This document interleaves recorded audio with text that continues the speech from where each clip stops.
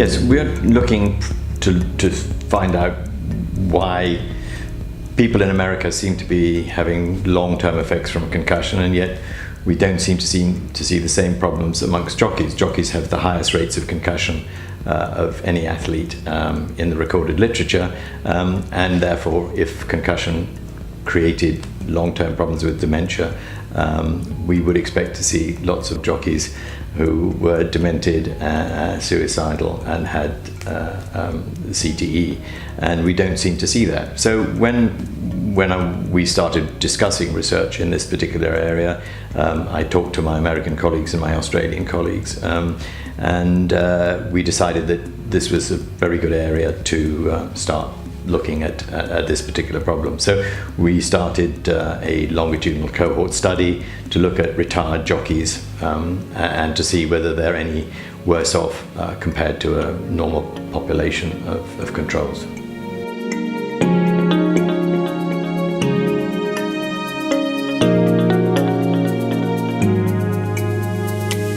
We've been very lucky, yes. When we first launched, it seemed to hit a note with people. Concussion is a very high profile problem at the moment, and we've had a very strong response from members of the public as well as retired jockeys. We've also extended it to Ireland now, so we're broadening the group that we're looking at, and we've had plenty of controls sign up. But it's the first part of the study will take 3 years, so we won't get anything until about 2019.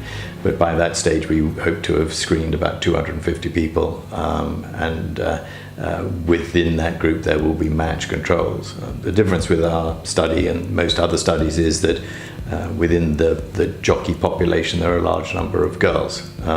There are similar studies going on in Australia and in Australian rules football, which has a very high rate of concussion, but they primarily don't have any girls. Rugby league, again, American football doesn't have any girls, but in the UK, in point-to-point racing, for instance, the number of jockeys is split 50-50. So we have large numbers of ladies who have concussion. So that makes us somewhat unique, and the ladies get concussed slightly more often than the boys, 4 times far more often, in fact, and we don't really understand why that is, because they by and large are better riders. They fall off less often, but when they do hit the ground, they're more likely to get concussion. So there are a number of factors that make our study quite different to the ones that are going on elsewhere in the world, but it will take 3 years before we have anything decent to publish.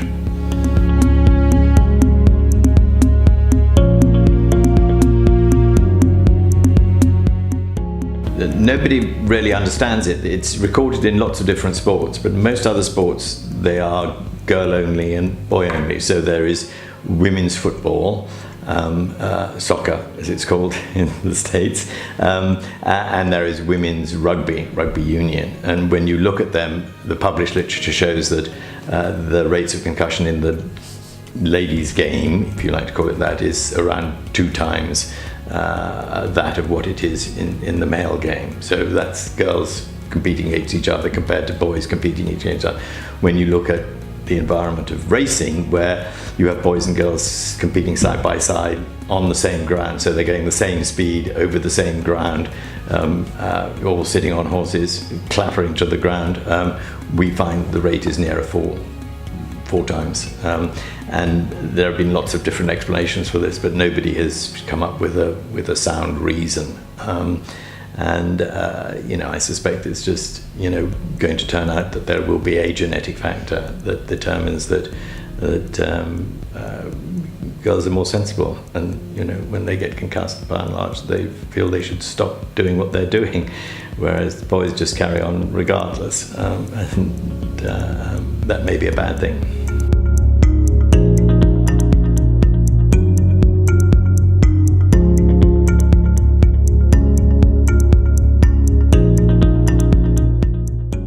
Yes, I think CT is really, really interesting. You have lots of data coming out of America which seems to indicate that if you have a concussion, you have a much higher rate of getting depressed, suicidal, and dementia. And when you look at the CTE research, you find that actually a lot of the people who they've seen don't have CTE on their brain, and that normal people who've never had a concussion and stacked shelves in a supermarket all their lives do have CTE. So we don't really understand the relationship between CTE and concussion, and a lot of work is being done around the world on that. We're looking at that in terms of we're doing neuroimaging and we're doing neuropsych testing, and we're storing blood plasma on all our patients. And what we really anticipate is that sooner or later one of the groups will come up with a biomarker, and they will say, you will find that this particular parameter in blood is associated with CTE, and then we will analyze all our samples for the biomarker. The problem is if you're doing those biomarker studies, they're incredibly expensive, and so therefore you look at literally dozens and dozens of biomarkers without finding anything. We're sort of a bit cheating.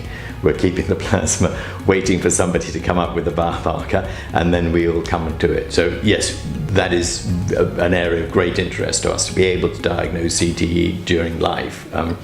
But we do anticipate that there will be a lot of people in our control group who will have CTE and have no symptoms, do not appear to be suicidal or depressed, and have never been concussed in their lives.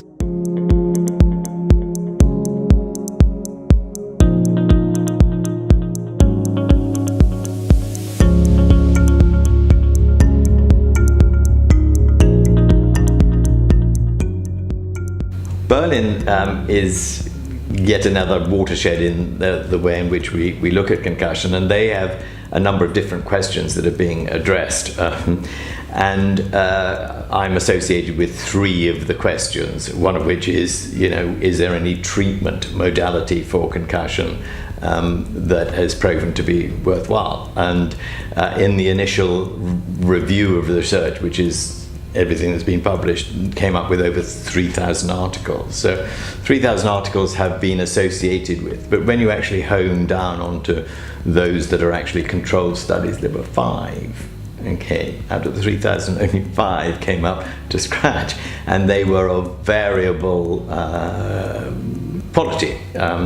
And so a lot of interest has been devoted to this area, and a lot of research is going on. But it's difficult to see what you look at in Berlin. You're not looking at work in progress. So the stuff we're doing will not be presented in Berlin. It will be presented the next time round after the 2019 state data has been reviewed. So what you're looking at is a number of different areas that are of particular interest. One of them is the return to play. How quickly after a concussion is it safe to return to action? And there are very few studies that have looked at this. The standard requirement is a sort of 7-day protocol where you increase exercise gradually day by day. But there is no science for that. That's been invented from just experience, which is why it's a consensus group. There's no research to prove that actually works very well. And a lot of people are interested in accelerated return to play. In the old days, when you broke a leg, we put you in plaster for 6 weeks, and then your rehab took forever. Now we get you up and about very, very quickly, and we mobilize every injury very quickly. And yet we're talking about cognitive rest for concussion. We're talking about people who are not meant to use their phones, they're not meant to use their computers, they're not meant to have any kind of cognitive stimulation, and there's not great evidence that works. And certainly my jockeys take no notice of that whatsoever. After a concussion, they'll be riding out the next day. They don't take days off, they don't switch off their phones, they don't not watch the computer, they don't stop reading the newspaper. So it looks as if my jockeys haven't come to great harm by having cognitive rest immediately after concussion, but time will tell whether that's going on. So that's one area, which is the immediate return to play. The other area is the complex concussions, where they don't seem to recover. The majority recover in 7 to 10 days, and everything is hunky-dory and they just get back to what they were doing before. But a number of them go on continuing to have symptoms, and they're very, very difficult to treat. And that's universal wherever they are in the world. And we do lots of investigations, we do scans on them, but we've not found any way of actually managing it. So that's a particular area. And then there is what treatment you might use and what are the long-term effects, which is what we're looking at. So I think there are a number of areas that we'll be looking at. I suspect there'll be, as usual, a lot of discussion and controversy about what is evidence is not. But if it has not been published, we won't look at it in Berlin. And that people sometimes misunderstand that because they hear of research that's going on, as I say, in the USA or elsewhere. But if it's not been published, we can't include it in the review. So I think there will be an update. There'll be a number of areas, and particularly in relation to children. I think we're getting more and more cautious about allowing children to be concussed when their brains are not fully formed. And I think that's just sort of common sense. But the original concept of concussion was that it was a transient phenomenon that did not involve any neurological damage. So I described it as rebooting your computer. Occasionally your computer freezes, you can do nothing with it, so you switch it off and switch it on again. Lots of flashing lights occur and little things whiz across the screen, but actually nothing will work until the computer is ready. It switches itself back on again. And that happens with concussion. You're a bit doolally and nothing really functions very much, and then suddenly you wake up and away you go. Now, it's quite plain that though there may be a small number who just reboot, there are others where there is some kind of structural damage, and if there's structural damage, then it can lead to, we would expect, some kind of sequelae later on in life. And so you have to think whether or not it's the majority are the rebooting type, or whether the rest are like some of the other injuries. So, for instance, many athletes rupture their ACL, anterior cruciate ligament, very, very common in soccer and rugby and many other sports, handball. When you have a ruptured ACL, quite often you have it repaired. We use a tendon from somewhere else, from your hamstring or your patella tendon, we repair it, and you recover in 6 to 9 months, and then you are capable of going back to play. So there's a very strong emphasis on return to play. But the fact is that once you've ruptured your ACL, your knee is never the same again. It is permanently damaged, and you will get arthritis in that knee quicker than your other knee, which has got the normal ACL. And that damage will be associated with what else happens, so whether the cartilage is damaged or whether any lug or ligaments are damaged. And so the initial problem with your knee leads inevitably to arthritis, and we have to find out whether or not concussion is like that. So regardless of your return to play, if the initial concussion inevitably leads to some kind of problem in the long term, that means you've got to make a different decision, particularly if you're in your teens or 20s, as to whether or not you want to continue to take part in sport, or whether or not you want to take part in some other sport.